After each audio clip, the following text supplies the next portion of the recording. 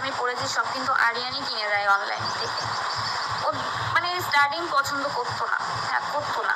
আর ও যে বলছো আলিয়ার সাথে আগে কথা বলতাম, আলিয়ার সাথে কেমন কথা বলতাম, আরিয়ানের ফোন থেকে কথা বলতাম, মাঝে মাঝে আমার ফোন থেকে লুকিয়ে কথা বলতাম, কন্টিনিউ না, হয়তো 1 সপ্তাহ 2 সপ্তাহ পরে। আর যখন আরিয়ান হায়দ্রাবাদে ছিল 9 মাস, তখন আলিয়ার সাথে আমার কোনো কথাই হয়নি, 9 মাস কোনো কথা হয়নি আলিয়ার সাথে। আলিয়াও কখনো আমাকে ফোন করেনি ওর ভাই যখন ওখানে ছিল। আরিয়ানের সাথে কথা হতো কিনা, খুব হতো কিনা সেটাও আমি বলবো না। আর এই যে আরিয়ান যখন এখানে আসলো, আসার পরে আরিয়ানের কিছু কিছু কাজ আমার ভালো লাগে, যেটা যেমন মানে আমি সংসারের কোনো কিছু একটা করছি সেটা নিয়ে ও নষ্ট করে দিচ্ছে, এরকম এগুলো আমার ভালো লাগতো না বলে ওর বোনকে আমি জানাতাম যে তোমার ভাই এরকম করছে ওরকম করছে, যে জানাতাম যে এরকম করলে তো হয় না, সংসারের জিনিস নিয়ে যদি ও নষ্ট করে তাহলে তো হয় না। ব্যাস এইভাবে কন্টিনিউ এইভাবে ওর সাথে আমার কথা হতো না।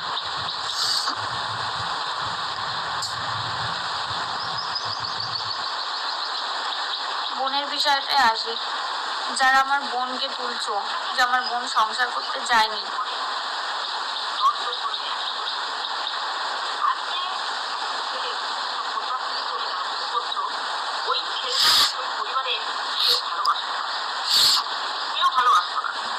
হ্যাঁ বলছে কি কেউ ভালোবাসতো না ছেলেটা। হ্যাঁ আরিয়ান আমাকে প্রথমে বলেছিল যে ওর ফ্যামিলির কেউ নেই, আমাকে বলেছিল কেউ নেই, ওর নানির কাছে মানুষ। এরকম তো অনেক আছে তাই না, যে মা বাবা নেই, ঠাম্মি কিংবা দিদা তাদের কাছে মানুষ, আমিও ওটাই ভেবেছিলাম। আর ও যখন বলেছিল না যে মামা বাড়িতে ওর সাথে টর্চার হয়েছিল, খেতে পারতো না ঠিক মতো, আমার না একটা মায়া এসে গেছিল ওর প্রতি, জানো তো, একটা মায়া এসে গেছিল, মায়া কাজ করেছিল যে এরকম কষ্ট করেছে। কিন্তু আমি তখন বিশ্বাস করে জানতাম না যে ওর ফ্যামিলি আছে। আমি বিয়ের 3-4 মাস পরে আমি জানতে পারি যে ফ্যামিলি আছে। কেন লুকিয়েছিল, কিসের জন্য লুকিয়েছিল ওই টাইম আমি জানি না, কারোর কথা কান দিচ্ছি না, কিন্তু এমন কথা মানে এমন কন্ট্রোভার্সি হচ্ছে, মানে অনেক নেগেটিভ ভিডিও করছে, অনেক পজিটিভ ভিডিও করছে। আমি বলছি না যে আমার জন্য পজিটিভই করতে হবে, নেগেটিভ হ্যাঁ হতেই পারে, ওয়াইটিতে সবাই ভালো মানে সবাইকে পছন্দ করে না, আমাকে পছন্দ নাই করতে পারে, কিন্তু তোমরা যখন ভিডিও করছো জেনে ভিডিও করো, সবটা জেনে ভিডিও করলে আমার মনে হয় ভালো হয়, সবটা জেনে ভিডিও করো। এইভাবে মানে জানা নেই শোনা নেই এভাবে ভিডিও করছে, মানে এমন একটা কথা বলছে, মানে সত্যি গায়ে লাগছে। আমার কি হচ্ছে জানো তো, না আমি রাতে ঠিক করে ঘুমোতে পারছি না, কিছু খেতে পারছি, আমার মানে মানসিক একটা টর্চার হচ্ছে। আর একজন বলেছে যে আমি হয়তো ভয় পাচ্ছি, আমি কিসের ভয় পাবো, আমার কিসের ভয় আছে, আমি হয়তো ভয় পাচ্ছি বলে আমি এসছি। আমি ওয়াইটিতে এর জন্য এসছিলাম যে তার বোন আমাকে এখানে কমেন্ট করছে, যারা কন্ট্রোভার্সি করছে তাদেরকে গিয়ে কমেন্ট করছে। আমি শুধু এটাই জানাতে এসেছিলাম যে তোমার যখন সন্দেহ হচ্ছে, তোমার কাছে যখন প্রমাণ আছে, তাহলে তুমি এখানে আসো, এখানে এসে কথা বলো, এখানে থানাতে যাও, আমি থানার নাম্বারও তাকে দিয়ে দিয়েছি, থানাতে যাও, থানাতে গিয়ে তুমি বলো, এটাই আমি বলতে এসলাম। আর ওরা চাইছে আমি যেন ওয়াইটিতে না কাজ করি, আমি ওয়াইটিটা কথা বলো, এখানে থানাতে যাও, আমি থানার নাম্বারও তাকে দিয়ে দিয়েছি, থানাতে যাও, থানাতে গিয়ে তুমি বলো, এটাই আমি বলতে এসলাম। আর ওরা চাইছে আমি যেন ওয়াইটিতে না কাজ করি, আমি ওয়াইটিটা পুরো ডিলিট করে দিই, ওরা সেটাই চাইছে। আমি বলেছি যে আরিয়ানের স্বপ্ন ছিল, আরিয়ানের মানে আমি তো স্টার্টিং মানে পরে এসে আমি ভিডিও করতে চাইনি যে আমি আর ভিডিও করবো না, ও মানে খুব ভালো লাগতো না, ও আমাকে জোর করে করাতো। এখন আমি চাইছি যে না, ও মানে এই ইউটিউব ইনস্টাগ্রাম ফেসবুক ও খুব ভালোবাসতো, ভীষণ। তো আমি চাইছিলাম যে ওর স্বপ্নটা চেষ্টা করার, যে পূরণ করতে পারি কিনা। কিন্তু ওর বোন বলছে ওর স্বপ্ন ওর সাথে চলে গেছে, তুমি এখানে করো না, ভিডিও ছেড়ো না, ওর বোন এটাই বলছে। আমি এর জন্য আসতে চাইছিলাম যে এইখানটায় যেন ও খারাপ না বানায় আমাকে, কারণ আরিয়ান শুধুমাত্র আমার জন্য এটাই রেখে গেছে, আর কিচ্ছু রেখে যায়নি আমার জন্য। কালকে বলছে যে আমি নর্মাল ছিলাম, নর্মাল ভাবে কথা বলেছি, এরকম বলছে। ওই যে বললাম সবাই আমাকে সাহস দিচ্ছে, তার জন্য নর্মাল হওয়ার চেষ্টা করছিলাম, ভালো থাকার চেষ্টা করছিলাম। এরকম কিছু না যে আমার মনের মধ্যে নেই, সবসময় মনের মধ্যে আছে। বাড়িতে আজকে নেল পালিশ নিয়ে কথা বলেছে, বাড়িতে এই যে সাদা ওড়না নাইটি পরি না, আমার মা ভীষণ কষ্ট পায়। মাঝখানে শীতে কাটি, তবু আশেপাশের মাসিরা বলে যে মাঝখানে শীতে কাটবি না, সাইডে শীতে কাটবি। ঘরের মধ্যে থাকি, আশপাশ থেকে বৌদি কাকি ওরা এসে বলে যে বাইরে আসবি, আমাদের সাথে একটু কথা বলবি। এগুলো সত্যি আমি দেখাতে পারছি না। যদি আজকে দেখাতাম তাহলে হয়তো আমি মহান হয়ে যেতাম, এখানে মহান হয়ে যেতাম। আজকে দিভাইটা আমাকে জোর করে পড়িয়ে দিয়েছে বলে আজকে এত কথা। আমি এরকম নর্মাল ভাবে কেন কথা বলতে পারছি, নর্মাল কথা দেখে সবার ডাউট হচ্ছে, মানে অনেক কথা বলছে ওয়াইটিতে, অনেক কথা বলছে। আমি কন্ট্রোভার্সি কেন চাইতাম না। আমরা 3 বোন ছিলাম, আমি সবার বড়। আমার মেজো বোনটা মারা গেছে, আর ছোট বোন আছে। মেজো বোনটা প্যারালাইসিস টাইপের ছিল, ছোটোর থেকে হাঁটা চলাফেরা করতে পারতো না, 22 বছরে মারা গেছে। তো আমার ওই বোনটাও যখন মানে অসুস্থ ছিল না, আমার ওই আগে শ্বশুর বাড়িতেও মানে খুব টর্চার হতো। তখন জানো তো আমি বাবাকে কিছু জানাতাম না, মাকে জানাতাম না। কেন জানো? কারণ বোনকে নিয়ে অলরেডি টেনশনে এসেছিলাম, তারপর যদি আমি আমার কথা বলি কেমন হয়, এর জন্য আমি কিছু জানাতাম না।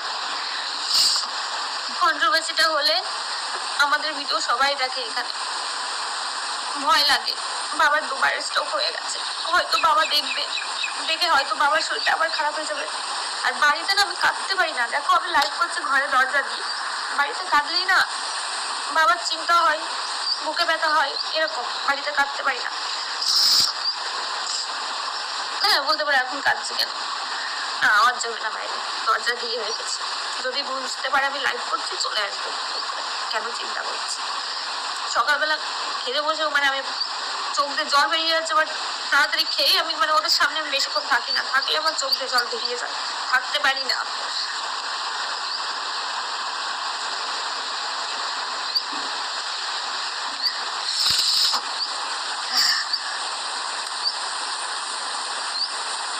আজকে যদি আমি কাঁদি তাহলে হয়তো সবাই বুঝবে যে হ্যাঁ আমি আরিয়ানকে ভালোবাসি। আর যদি আমি হাসি, হেসে খেলে বেড়াই, তাহলে সবাই ভাববে যে না আমি আরিয়ানকে ভালোবাসি না। এটা কেমন ভাই, এটা কেমন? বোনের কথা বলছে, বোন সংসার করতে যায়নি, বোন পুতুল খেলতে গেছিল। তো যিনি ভিডিওটা করেছে, আমি নাম নেব না, ওনার নাম নেওয়াটা আমার উচিত না, বাট উনি আমার থেকে অনেক বয়স, আমার হয়তো আমার মায়ের বয়সে। তো মাসিমাকে আমি বলবো যে মাসিমা আপনার মেয়ের সাথে যদি এরকম হতো আপনি কি করতেন? আপনি আপনার মেয়ের সাথে যদি এরকম হতো? আমরা তো তখন আসিনি, সোশ্যাল মিডিয়াতে কিছু বলতে আসিনি, কারণ তখন আরিয়ান ছিল পাশে। আরিয়ান বলেছে এইসব নিয়ে বলার দরকার নেই, বেশি কিছু বলিও নি আমি। আমার বোনকে আমাদের সাথে কথা বলতে দিত না, আমার মা বাবার সাথে কথা বলতে দিত না। আরিয়ান ছিল বলে ওকে বার করে নিয়ে আসতে পেরেছিলাম ওই বাড়ি থেকে, না হলে আমরা পারতাম না বোনকে বার করতে। বোনের বিয়ে হয়েছিল বগুড়া কলেজ পাড়াতে। আমার বোনের যখন বিয়ে হয় ওরও 19 বছর ছিল, বাড়িতে ছিল, সবই ঠিকঠাক ছিল। যখন আমরা মেনে নিলাম, আমার মা মন থেকে মানতে চাইতো না, কিন্তু আমি বলেছিলাম যে না মেনে নাও, মেনে নিল। তো সবই ঠিক ছিল, কিন্তু বোনকে আমাদের সাথে কথা বলতে দিত না, আমার সাথে কথা বলতে দিত না। কেন? আমি বাপের বাড়িতে থাকি তার জন্য। বোন লুকিয়ে লুকিয়ে আমার সাথে কথা বলতো। প্রথম তো বোনকে কোনো ফোনই দিয়েছিল না, ফোন যাওয়া দিল, ওদের বাড়িতে ওয়াইফাই ছিল, শুধু হোয়াটসঅ্যাপে কথা বলতো। তারপরে অনেক বলার পরে সিম দিল, কিন্তু সিমে রিচার্জ করেও দিয়েছিল না। তারপর বোনের সাথে টুকটাক কথা বলতাম, আমাদের সাথে কথা বলতে দিত না বলে মানে লাস্ট যেদিন ওর বোনকে নিয়ে আসে এই বাড়িতে, সেদিন আমার সাথে কথা বলেছিল রাত্রিবেলা। কথা বলে না নাম্বার ডিলিট করতে ভুলে গেছিল, সেটা নিয়ে ওর বাড়িতে অনেক কথা শুনিয়েছিল ওর শাশুড়ি, অনেক কিছু বলেছিল, অনেক কিছু। মানে আরিয়ানকে নিয়েও শ্বশুর বাড়িতে থাকে, অনেক কিছু নিয়ে কথা বলেছিল, বাজে বাজে কথা বলেছিল, যেটা আমার বোন সহ্য করতে পারে না। আমার বোন না একটু অন্য টাইপের, মানে গালিগালাজ সহ্য করতে পারে না। বোন বাড়িতে ফোন করে বললো যে দিদি আমি থাকবো না, আমাকে নিয়ে যা, আমাকে এইভাবে বলছে। তো ওই সময়টা আমি গেছিলাম, কেন বলছিলাম, ও খুব কাঁদছিল, কিছুদিন ধরেই অশান্তি হতো। আমরা বলতাম চেপে থাক, কিছু হবে না। খুব কান্না করছিল। তখন আমার একটা কথাই মাথায় ছিল যে আমাকে যখন মারতো না রাত্রি 11টা-12টার সময়, আমি তখন বাবাকে ফোন করে বলতাম, তখন আমার তো কোনো ভাই নেই, আমি ফোন করে বলতাম যে বাবা আমাকে আমাকে নিয়ে যাও। তখন আমাকে আনতে যাওয়ার মতো না কেউ ছিল না, কেউ ছিল না। মার খেতাম, ওরকম মার খেতাম। তো আমি দেখলাম বোনকেও এরকম মানে কান্না করছে, ও কান্না যখন করছে খুব আদরে, আমার বোন খুব আদরে, আমাদের অনেক ছোট আমার থেকে। তো আমি এখনই যাবো। আরিয়ান তো বললো যে চল এখনই যাই। রাত্রি 12টার সময় ওকে বাড়ি থেকে বার করে নিয়েছিলাম, তাও বার করতে পেরেছিলাম না। যখন ওকে আনতে গেছিলাম ওকে আটকে রেখেছিল ওর ওর শাশুড়ি ঘরে। ও রেডি হয়েছিল, ঘরের মধ্যে ওকে আটকে রেখেছিল। সেটা মানে দরজা বাইরে থেকে লক ছিল, সেটা আরিয়ান দেখে ফেলেছিল জানালা দিয়ে। দেখে ফেলে আরিয়ানকেও সোমাকে বলছে তুমকো দরওয়াজা বন্ধ করকে রাখা। তো ও বলেছিল যে হ্যাঁ। তারপরে অভিজিৎ ওটা খুলে দিয়েছিল, ওর হাজবেন্ড যে ছিল ওখানে আরিয়ানকে মারতে এসেছিল। আমি বলেছিলাম বোনকে কিছুদিন নিয়ে যায়, আমাদের বাড়িতে থাকুক, পরে ওকে বুঝিয়ে সুঝে পাঠিয়ে দেবো। ওরা সেটাও আসতে দেবে না, টানা ইসরা করছিল। তো টানা ইসরা করতে করতে ওদের জোরের সাথে আমি পারিনি, বোনকে ভেতরে নিয়ে গেছে, নিয়ে ওদের মেন গেট দিয়ে দিয়েছে। আমি আরিয়ান বাইরে, আর একটা ভাই গেছিল বাইরে। তখন বোন কান্না করছে আর বলছে দিদি আমাকে নিয়ে যা। ওর কাছে একটা ব্যাগ ছিল, ব্যাগে ছিল সোনার শাখা আর কলা, ওটা আমার কাছে দিয়ে দিয়েছিল।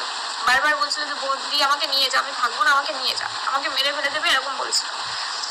তখন আমরা কি করবো, বউগুলা ফাঁড়িতে গেছিলাম, ফাঁড়িতে গিয়ে পুলিশের সাহায্য নিয়ে তারপর বোনকে বার করেছিলাম ওখান থেকে। তারপরেও সব ঠিক ছিল, কিন্তু ওরা ঠিক ছিল না। আমরা এই যে বলছো না কেস করেছিলাম, কেসটা অনেক পরে করা হয়েছিল, কারণ ওরা আমাদের বাড়ির পাশে এসে না চিৎকার চিল্লামিল্লি করতো, বোনের নাম ধরে বাবার নাম ধরে গালিগালাজ করতো, ওর বন্ধু বান্ধবদের নিয়ে এসে। এমনকি আরিয়ানকে ফোন করে বলতো যে তোর বউ আমার গার্লফ্রেন্ড, অন্য ছেলেদেরকে ফোন করাতো তোর বউ আমার গার্লফ্রেন্ড, তুই কুটিপাড়া মরে আয়, এরকম ভাবে অনেকভাবে টর্চার করেছিল। তারপর আমরা থানায় গেছিলাম যে এইভাবে টর্চার করলে তো হবে না, আমাদের বাড়িতে তো সবসময় ছেলে মানুষ মানে কাজের সূত্রে তো যায় বাইরে, বাবা থাকে না সবসময়। এটা ভেবে আমরা কেসটা করেছিলাম। যে সেবিক যে বলছো না, এই দিভাই বলেছে যে টুনি উনি একজন সেবিকা। আমি বলছি না আমরা দুটো ধোয়া তুলসী পাতা, আমি বলছি না, একদমই বলছি না।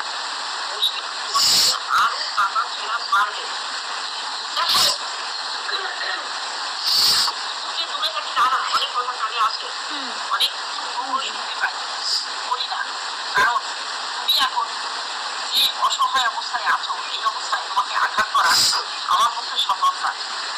কিন্তু তোমার কথাবার্তা সব লোক খারাপ আর তোমরা একটা ভালো, এটা হতে পারে কখনো? না না, একদম বলছি না এটা ভালো। আজকে তুমি কি বোঝাতে চাইছো? তোমার বিরুদ্ধে বারবার তুমি একটা কথা বলো যে টুনির কথা বললে, টুনি আজকে আমার বোনের কথা এসছে বলে আমি বোনের কথাটা বলছি, তাহলে আমি আসতাম না, বলতাম না। আমি জানি এটা নিয়ে আবার কন্ট্রোভার্সি হবে, আমি আর কিছু বলবো না। আর আমি যে বলছো না পুলিশের ভয় দেখাচ্ছি সবাইকে পুলিশের ভয় দেখায়নি। আমি বলেছি পোস্টমর্টম রিপোর্টটা আসুক, তারপরে ভিডিওটা করো যে মার্ডার হয়েছে না অ্যাক্সিডেন্ট হয়েছে, পোস্টমর্টম রিপোর্টটা